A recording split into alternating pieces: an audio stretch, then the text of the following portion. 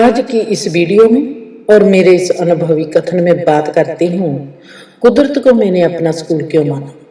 बहुत ही खूबसूरत राह का राही बन के मैंने कैसे खुद की जीवन शैली को खुशबूदार बनाया।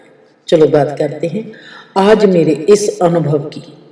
मेरा स्कूल सदा ही कुदरत रही है, क्योंकि कुदरत जो है ये किताबें नहीं पढ़ाती, सिर्फ तजुर्बा करवाती है। और कुदरत मुझे इसलिए भी पसंद है क्योंकि इसकी जो जमीन है वो मौन है। ये मौन से ही हर सब्जेक्ट को पढ़ाती है।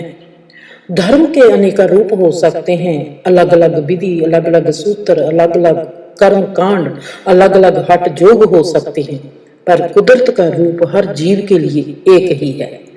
जब एक की ही मैंने यात्रा करनी है तो मार्ग भी वही पवेगा ना मुझ पर, जो सबके लिए एक जैसा हो, तो ही तो मैं मंजिल एकता वाली तक पहुंचूंगी। जब सूत्र ही एक भाव का होगा तो ऑफ कोर्स मेरी मंजिल मेरे को अपने तक बुला ही लेगी। भेदभाव से चले कदम मेरे जहन को कभी पसंद नहीं आती। मैं क्या करूं? जितने मैंने गुरु वाले लोगों को देखा, उनके भीतर जितना भेदभाव है वो आम व्यक्ति में तो होता ही नहीं। ये मेरा बहुत ही गहरा अनुभव है, जो घर में भी था, बाहर भी था, जो मेरे लिए सवाल भी बना और मेरे लिए बहुत ही सुंदर माइलस्टोन भी बना। मुझे प्राचीन लोग बहुत प्यारे हैं, सो ऑफ कोर्स मुझको गुरुकुल भी प्यारी होगी। कुदरत जैसी गुरुकुल मुझको कहीं मिलनी नहीं थी। कुदरत मेरे लिए गुरुकुल बन गई और मेरे पसंदीदा सब्जेक्ट मौन था। मौन के अलावा मेरे पास 3 सब्जेक्ट और हैं और थे। वो मेरे सब्जेक्ट हैं, आज भी हैं। दूसरा मेरा सब्जेक्ट है वक्त, तीसरा सब्जेक्ट है जिसका नाम है वैराग, और चौथा सब्जेक्ट है प्यार। ये मेरे 4 सब्जेक्ट हैं। चुप पहले नंबर पर, चुप, मौन मतलब, और दूसरा वक्त, वैराग और प्यार। ये 4 सब्जेक्ट जिनको मैंने पढ़ना नहीं था, इनको मैंने अपनाना था। पढ़ लिख के मैंने थोड़े मैंने कहीं पर काम करना था, रोटी कमानी थी। रोटी तो जब संसार में आई है, हीले वसीले सब कुछ मिल ही जाएगा। मुझे खोजी बनना था, मुझे खोज करनी थी कि हमारा सबका रब के साथ संबंध क्या है, ये संसार क्या है, रब क्या है, और हमारे जो नाते हैं इनकी हमको जरूरत क्या है, हमारे को रिश्तों की जरूरत क्या है। खोज एक गहरा प्रयोग था मेरे लिए, जिसने मेरी लगन को मेरा मकसद बना दिया था। जैसे हम देखते हैं जप तप पूजा पाठ, ये सब एक वर्णमाला है जो व्यक्ति में मौन के स्वाद को जगाते हैं। जैसे वर्णमाला से हम सीखते हैं, बोलना सीखते हैं, उठना सीखते हैं, स्कूल की पढ़ाई, कॉलेज की पढ़ाई सब करते हैं, वो वर्णमाला के इर्द गिर्द होती है। और वर्णमाला हमको कहाँ की कहाँ तक लेके जाती है। ऐसे ही जो जप तप पूजा पाठ हवन सब कुछ है, अखंड पाठ हज, ये सब कुछ ही जो है ये है एक धर्म का वर्णमाला जो इंसान में मौन के लिए स्वाद पाती है। सब जब कोई भी व्यक्ति, जहां पर मैं बात करती हूँ, जब कोई भी व्यक्ति हर तजुर्बे के लिए तैयार हो जाता है तो उसका दाखिला पहली क्लास में हो जाता है। उसका स्कूल कुदरत मतलब कि उसके अपने स्वभाव पे और जीवन के स्वभाव पे ध्यान चला जाता है। मतलब के स्वभाव चाहे जीवन का हो चाहे खुद का हो, उसमें एंटर हो जाता है। ये जो रूप रंग का फैलाव है हम देखते हैं, ये व्यक्ति के भीतरी संसार और बाहरी संसार के एक रूप को दिखाने की प्रयोगशाला है। मतलब के जो हमारे भीतर है वो ही हमारे बाहर है। इन सब का एक रूप, कैसे हम एक दूसरे के साथ जुड़े हुए हैं, अपने भीतर से बाहर और बाहर से हमारे भीतर, ये सब को हमको अच्छी तरह जो कोई समझा सकता है वो है ये कुदरत जो हमारी चारों तरफ फैली हुई है। ये है उसका हमारी एक कहूं कि ये हमारी एक प्रयोगशाला है। इसलिए मैंने इसको स्कूल कहा है। और बाहरी संसार और भीतरी संसार का जो सेतु है वो है हमारा मौन, चुप। मैं देखती हूँ कि जो कुदरत है, ये तो मेरा स्कूल बन गया। जो हमारा भीतर बाहरी एक सेतु है, एक कहें के सूत्र है, वो है मौन, जो हम सबको भीतरी संसार को और बाहरी संसार को एक करता है। वो है साइलेंस, चुप। इस जीवन में सबसे मैंने देखा कि अद्भुत, सबसे लाजवाब विषय जो पढ़ने के काबिल है वो है परमात्मा। मैंने सदा इस विषय को ही पढ़ना चाहा। परमात्मा के विषय का जब मैंने सबसे पहला पेज अभी खोला ही था, मैंने जान लिया, ये बहुत ही अंडरलाइन करने वाली बात है, मैंने जान लिया कि जीवन में किसी भी अध्ययन की या अभ्यास करने की जरूरत ही नहीं है। जीवन खुद में ही गहरा अध्ययनवादी है और ये अभ्यासी कला में बहुत ही गहरा निपुण है। जब मैंने इस समझ का तजुर्बा किया तो मैं हैरान रह गई कि हर व्यक्ति जीने के लिए जो भी सीखना चाहता है वो ही सीखता है जो वो खुद को सिखाना चाहता है। इसको मैं फिर बोलती हूं, हर व्यक्ति जीने के लिए जो भी सीखना चाहता है, जीने के लिए जो भी सीखना चाहता है, वो वही सीखता है जो वो खुद को सिखाना चाहता है।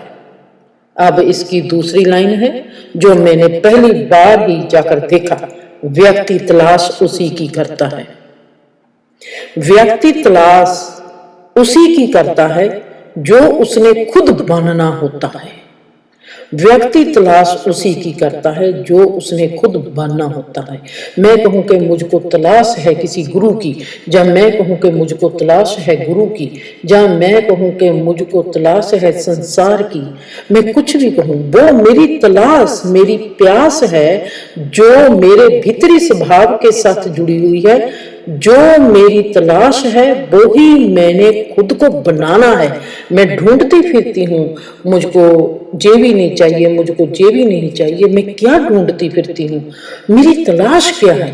मेरी तलाश तो तभी पूर्ण होगी ना जब वो ही तलाश मेरे भीतर एक फूल बनकर खिल जाएगी। मतलब कि व्यक्ति तलाश उसी की करता है जो उसने खुद बनना होता है।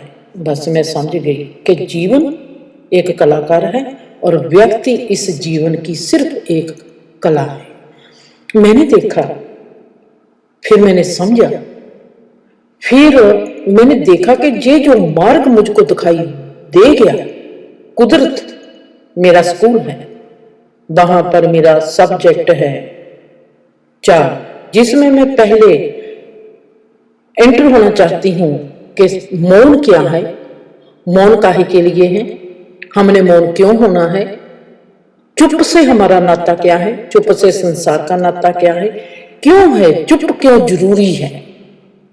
मैंने देखा और समझा कि ये मार्ग खुद ही मुझे मुसाफिर बना गया। ऐसे नहीं कि मैं मुसाफिर बनी और मैंने मार्ग चुना, नहीं, पहले मेरा मार्ग बना और उस मार्ग ने मुझको मुसाफिर बना दिया।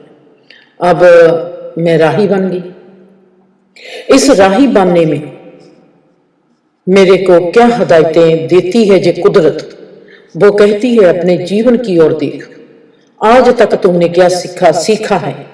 अब क्योंकि मैं मौन हूं, मौन मेरा सब्जेक्ट है, मैं मौन में बैठना है, मैंने ध्यान में बैठना है। वहां पर मेरा पहला कदम क्या होगा? मेरा पहला कदम वही होगा जो हमारा सबका होता है, मां, फिर बाप। मेरी मां मेरी पहली हिदायत बनी, जिसने मुझको सिखाया बहुते कड़वे कभी नहीं होना। ये पहली हिदायत मैंने किसी धर्म से नहीं सीखी, मैंने अपनी मां से सीखी है। दूसरी हिदायत मेरा बाप है, वो मुझको सिखाता है कि कभी बहुते मीठे भी नहीं होना। तीसरी हिदायत में देखती हूँ घर की लड़ाई। घर की लड़ाई मुझको क्या सिखाती है? घर की लड़ाई सिखाती है हालातों को नहीं, व्यक्ति को समझना है, व्यक्ति को देखना है, कौन लड़ता है, कौन झगड़ता है, उस व्यक्ति का स्वभाव क्या है, हालात कैसे पैदा हो गए। हालात पैदा नहीं होते, व्यक्ति के स्वभाव के कारण, जो स्वभाव के कारण जो हमारा रिएक्शन है, हालात हमारे स्वभाव के रिएक्शन है। घर की लड़ाई मुझको तीसरी हिदायत देती है, कभी भी जिंदर हालातों को नहीं, व्यक्ति को समझना है। चौथी, भेदभाव की नीति मेरी चौथी हिदायत है। वो मुझको क्या सिखाती है? वो मुझको सिखाती है दिशा को नहीं, दिशा को नहीं कि तू किस तरफ जा रही है, दिशा को नहीं, खुद की दशा को पहचानना है।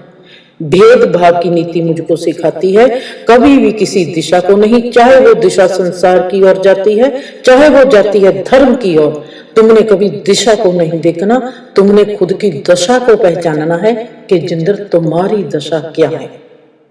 और पांचवी, पानीपत की लड़ाई मेरी जो हिदायत नहीं बनी, पानीपत की लड़ाई मेरी हिदायत नहीं बनी थी, जो मेरी राह बन गई थी जब मैंने 10वीं क्लास का इम्तिहान छोड़ दिया और मैंने अपने आप को कहा कि मुझको पानीपत की लड़ाई से नहीं वास्ता कोई भी, मैंने देखना है कि मेरी माँ में और मेरी दादी में झगड़ा क्यों होता है।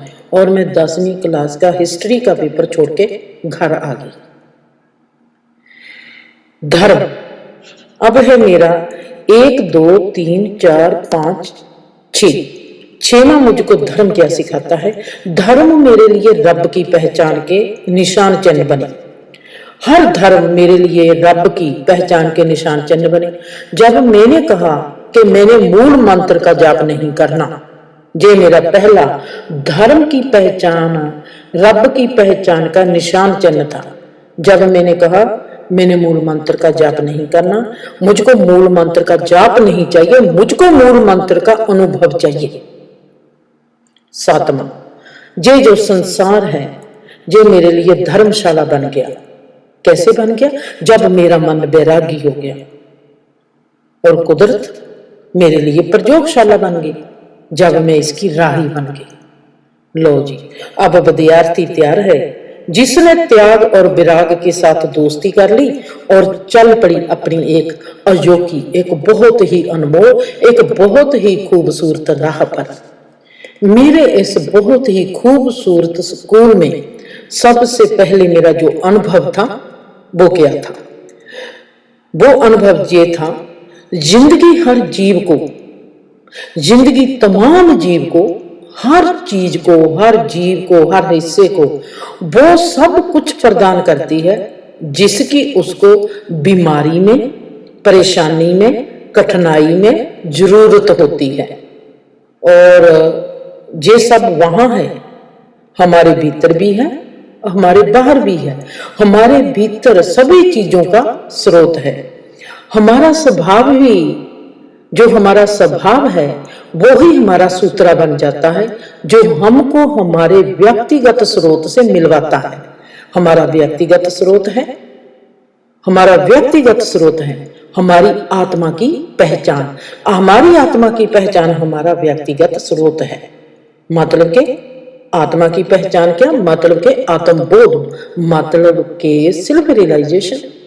अब आत्मबोध, जब मैं आत्मबोधी हो गई, मतलब कि कोई भी जो एग्जाम्पल है, मतलब कि कोई भी आत्मबोधी हो गया, किसी को भी अपने आप की पहचान आ गई।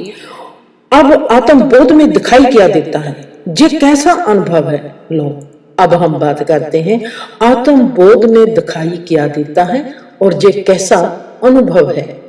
जहां पर पहले मैं बात करती हूँ अपनी माँ की ही बात करूंगी, जहाँ अपने भाइयों की बात करूंगी, जहाँ अपने उन दोस्तों की बात करूंगी जो बहुत ही देर तक 40-50 साल से गुरुद्वारे, मंदिर, मस्जिदों में जाते हैं, पर अभी तक वो किसी चिंता से, फिक्र से भी मुक्त नहीं हुए। और देखो जी, मेरी राह ऐसे नहीं कि जो रोयल सड़क थी, ये तो एक कच्ची पगडंडी थी, पगडंडी भी नहीं थी, एक रेतली जमीन थी जहां पर मुझको ये भी नहीं पता था कि आगे क्या होना है, पर मेरा एक सहारा था, मेरा उत्साह, मेरी ताकत, मेरा जिद्दीपन, मेरी दृढ़ता और मेरा प्यार परमात्मा के लिए, मेरा सब्र, मेरा एहसास कि मैंने इस चीज के साथ जीना ही नहीं। मेरा, जैसे मैंने आपको कहा कि मेरे दो साथी थे, त्याग और विराग। त्याग किसका? मैंने दुख नहीं झेलना। विराग किसका? परमात्मा के प्यार का। अब जहां पर इतनी जल्दी मेरे को मंजिल मिल जाएगी, मेरे को ये भी नहीं पता था। अब मैं देखती हूँ कि जैसे जे मैं कहाँ आ गई, जे कैसा अजनबीपन है, जे कैसा जीवन है जहां पर मैं रोज ही नई होती जाती हूँ, रोज ही मैं जन्मती जाती हूँ। मेरा जन्म कभी भी पूरा नहीं होता। अभी मैं जन्मी हूँ, दूसरे दिन और जन्म मेरा हो गया, तीसरे दिन और मेरा जन्म हो गया, चौथे दिन मेरा और जन्म हो गया। मैं जन्मती ही चली गई, जन्मती ही चली गई, हर रोज नवेपन में उठती चली गई। अब मैंने देखना है कि ये जो रोज मेरे में नयापन आता है, ताजगी आती है, जैसा मैं रोज जन्मती जाती हूँ, इस जन्म लेने में, इस पैदा होने में मुझको क्या दिखाई देता है कि मैं कैसे जन्म लेती जाती हूँ। अब ये है, जैसे मैंने कहा कि अब आत्मबोध में दिखाई क्या देता है और ये कैसा अनुभव है। लो फिर सुनो। जब हमारे विचार रुकते हैं, जो सब आपने अंडरलाइन कर लेना और इसको ध्यान से सुनना और इसको बार बार सुनना, आपको बहुत ही मजा आएगा। जब हमारे विचार रुकते हैं तो हमारा संसार ठहर जाता है। अमेजिंग, इतना सुंदर लगता है। विचार रुके, हमारे में निर्विचारता आई, चाहे एक सेकंड के लिए आई, हमारा संसार ठहर गया। मतलब कि हम अजनबीपन में एक बुत से बन गए। अमेजिंग, ये जो हमारा अनुभव है, अमेजिंग। अब मैंने कहा जब हमारे विचार रुकते हैं तो हमारा संसार ठहर जाता है। जब हमारा संसार ठहर गया तो हमारा वक्त थमने लगा। वाह, हमारा संसार ठहर गया और वक्त भी उसके साथ थमने लगा। वक्त की भी रफ्तार हौली होने लगी। वाह, जब वक्त थमने लगा तो जो पदार्थ है चार चुफेरे, उसकी गति धीमी होने लगी। वाह, क्या कहना है। आपने कभी इमेजिन भी नहीं किया होगा कि पदार्थ की भी गति होती है और पदार्थ की गति जो तेज है वो धीमी का कैसे, एक साधक को कैसे उसकी गति धीमी दिखाई देती है। वाह, क्या कहना, ये बहुत ही अद्भुत है। जब पदार्थ रुका तो आत्म चेतना रुकने लगती है। क्या कहूं, मैं तो जो लफ्ज ही लिखते लिखते मर जाती हूँ। क्या कहना, पदार्थ रुका और आत्म चेतना रुकने लगती है। क्या कहूं। अब जब आत्म चेतना रुक जाती है तो कुछ भी नहीं बचता। रुकना और शुरू होना क्या होता है। शुरू करने के लिए भी कुछ नहीं, अब खत्म करने के लिए भी कुछ नहीं बचता। तो अब क्या करेंगे। मैं अपने आप को होली से कहती हूँ, मल्ला जी अब आपका क्या होगा। मैंने खुद को ही खुद से हौले हौले बहुत बार कहते सुना है, बस यात्रा खत्म। पर मैं क्या कहूँ, अगले पल में फिर यात्रा शुरू हो जाती है। मैंने खुद को ही खुद से अनंत बार कहा, मल्ला जी अब क्या होगा, खत्म। इस चेतना के महासागर में खूबसूरती का कोई नाम ही नहीं, ना ही किसी प्यार का कोई रंग है। जहां पर बस एक गहरी शून्यता है जिसमें हर खूबसूरती का एहसास है, जिसमें हर प्यार की रंगोली है।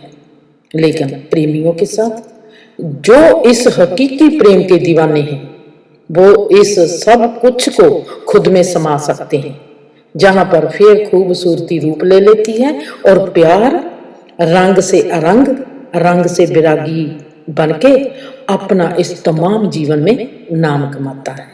खुश रहो, आबाद रहो।